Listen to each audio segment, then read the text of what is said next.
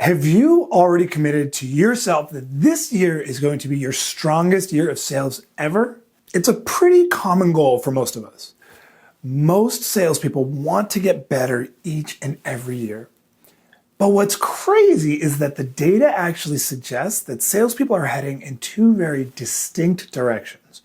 The top reps are dramatically increasing their sales, while the vast majority of salespeople are stagnant or actually in decline. And as the world of selling just changes all around us, there are two approaches to adapting. First is we can make the necessary changes to thrive, or secondly, we can do nothing and just fail. Those are really our only two choices.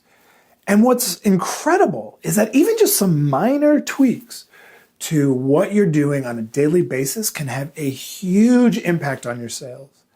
This really can be your best year ever. But for many, it may actually be the worst, and it's your choice. In this video, I'm going to show you 13 sales tips to make this your best year ever. Check it out. Number 1, commit to learning one new sales idea each week. Now, I have interviewed some of the best salespeople in the world. I've worked very closely with many of these people, and one common trait to almost all of them is that they are committed to always be on the cutting edge of what's working in sales. By you personally committing to learn just one new sales idea each week, well, when you think about how many weeks are in a year, that's 52 new ideas over the course of a year. The traditional idea of sales training and the traditional idea of self-help is to learn lots of information in a short period of time. But actually what I find is that the most successful people just find a simple and easy pace that they can stick to. And by just committing to learning one new sales idea each week, very easy to do, of course, you're going to find that over the course of the year, you have amassed a huge wealth of information. And by just going to one idea, it's really easy to implement that idea. Rather than trying to learn 50 ideas over the course of the next week, just one idea each week is going to have a huge impact over the next year for you. Number 2, stop worrying about the no's. Now, the word no, I find, is the word that most salespeople will do anything in their power to avoid at all costs. And it's so painful to get that no. It sucks. We hate hearing it. But the reality is that no is actually not a bad outcome to a sale. What we really want to avoid is that, hey, Mark, that sounds great, but I really need to think this over. Or, I'm just not sure if we can move forward at the moment, but, maybe down the road. It's those wishy-washy answers that are what we really want to avoid. If you're hearing no's, that means that you're also going to be hearing yeses. But if you're hearing a lot of, hey, let me think about it, it probably means that you're applying too much pressure. And so when we stop worrying about the no's, what actually happens is that it lifts this burden off of us. And suddenly we don't care as much about the specific outcome of any specific sale. And when that happens, prospects suddenly feel a lot more comfortable around us and ultimately tell us yes far more. So stop worrying about those no's. Just focus on going through the right sales process and you'll be in good shape. Number 3, take more risks with prospects. It's amazing because if you think of sales in general, salespeople are probably far more risk-seeking overall than the rest of the population. Yet still, I work with thousands of salespeople every year, and I find that they're pretty risk-averse. They're pretty uncomfortable with taking risks with prospects. It's like we're walking on eggshells when we're around the prospect. But the most successful salespeople are willing to take risks when they're with prospects. When a prospect seems unengaged, most salespeople are just going to plow through and ignore that piece of information. But really good salespeople are going to be willing to take a risk and say, you know what, George, I get the sense maybe this doesn't seem like a great fit. Is that what's happening here? By doing that, you're going to actually encourage the prospect. By being willing to take that risk, you're going to encourage the prospect to say, oh, no, this makes a lot of sense. I'm sorry, I was just distracted by something, right? You're going to get them back on track. Be willing to take risks with prospects, whether it means being on the phone, presenting, face-to-face, whatever it is. Take those risks and it really pays off in a big way. Number 4, be your prospect's peer. I can't tell you the number of times that I hear salespeople talking to prospects like the prospect is some god. I was recently talking to a salesperson the other day and they were calling on the CEO of a company and they're saying, oh, this person, Mr. So-and-so is so busy because, he's a CEO and, he's really a pretty amazing guy. I can already tell you that that salesperson is not going to close that sale with that particular prospect because the salesperson put the prospect up on a pedestal. And being up on a pedestal means that sale ain't going to happen. Be your prospect's peer. Look them in the eye like you're one-to-one. I don't care if you're the lowest level salesperson in your organization and you're talking to the CEO of a Fortune 500 company. Talk to them like a peer. You don't have to use casual language. You're not going to say guy and chief and hey, bro, of course. But you want to talk to them like they're just a normal human being who puts their pants on one leg at a time. When you act like you are your prospect's peer, what happens is immediately you're showing your prospect, respectfully, but nonetheless, you're showing your prospect that you're not intimidated. Because when people feel like you're intimidated by them, they're immediately going to be a little turned off. Be your prospect's peer. Number 5, sell higher up the ladder. This builds off of the last idea that we just talked about, but really goes more deeply and specifically to this idea that most salespeople are very comfortable around low-level prospects. They're comfortable around prospects with the title of buyer or, operations manager. But once they start to get into that, upper VP or even C-level, that C-suite, suddenly salespeople tend to clam up and get uncomfortable and they don't really want to call on people that high up. And so we all build these excuses like, it doesn't make sense to call in the chief operations officer of this organization. They're too high up. I'm better off selling down low. But that simply is not true. And the data does not suggest that. I hear people sometimes say, oh, the data suggests now that we should be calling lower in the organization. That's not true. It's simply not true.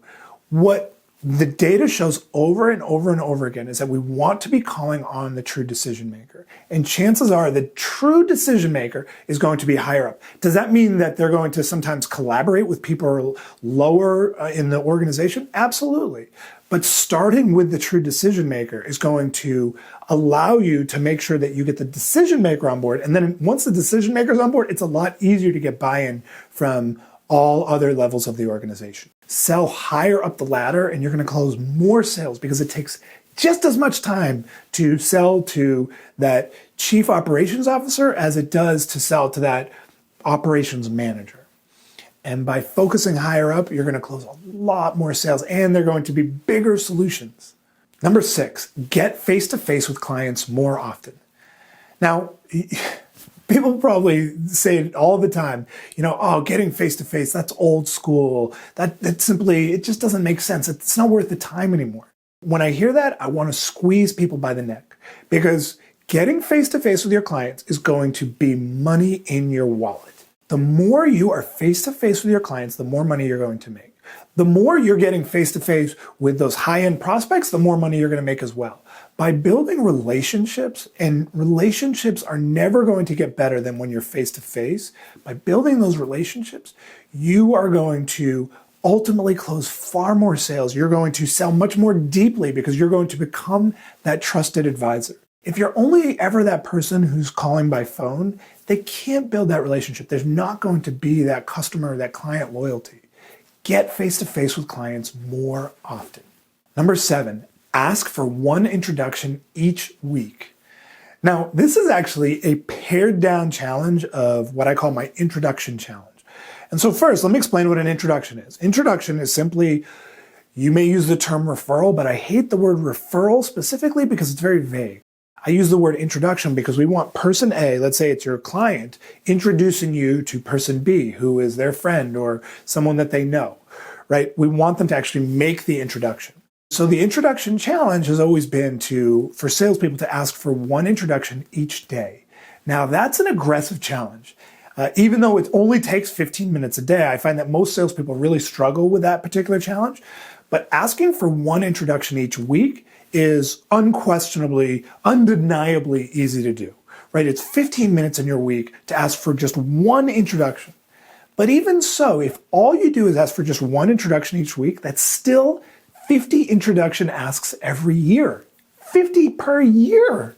Think about that. If you're asking for 50 introductions every year, assuming you're selling high-ticket items, man, I can't tell you how much business is going to come from that. If you're selling smaller items or smaller services, then you should be asking for introductions all day long. But if you're in the space where you're selling big solutions, one introduction each week is going to have a massive impact on this year. Number 8, understand your client's business goals. Now, of course, this is a B2B example, but even if you're in the business to consumer side, if you're selling to consumers, let's say you're selling renovation services to homeowners, right? The same idea still holds. What we want to do is understand our client's big picture goals. Business to business example first. Let's say you sell a consulting services to your clients, and it's a very particular consulting services. Let's say it's operational consulting services. If we don't understand our clients' big picture goals, the big business goals, what they're really looking to accomplish this year, and by that I mean what kind of revenues, what kind of profitability, what are some of their big KPIs, right? Key indicators. If we don't understand that, then when we're having conversations about the operations, we're going to be very much in the weeds. We want to understand our clients' big picture business goals.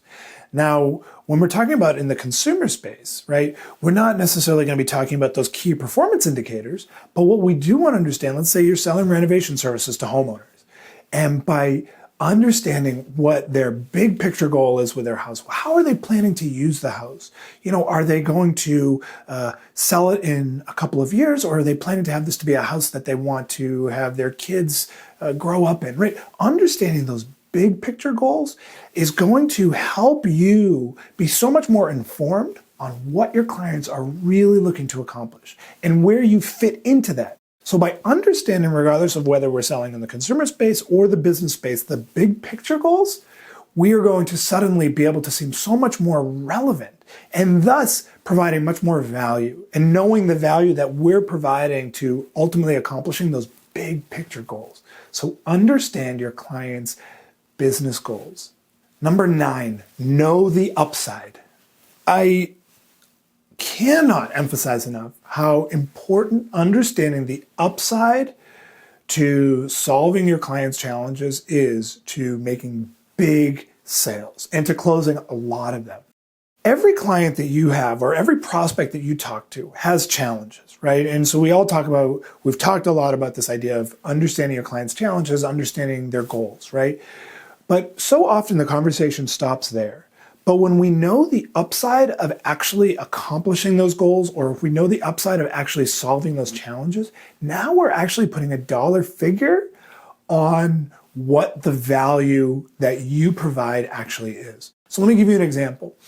If I'm selling to you and I determine that your sales challenges are this and that, and you tell me that you're not closing as many sales, and I say, George,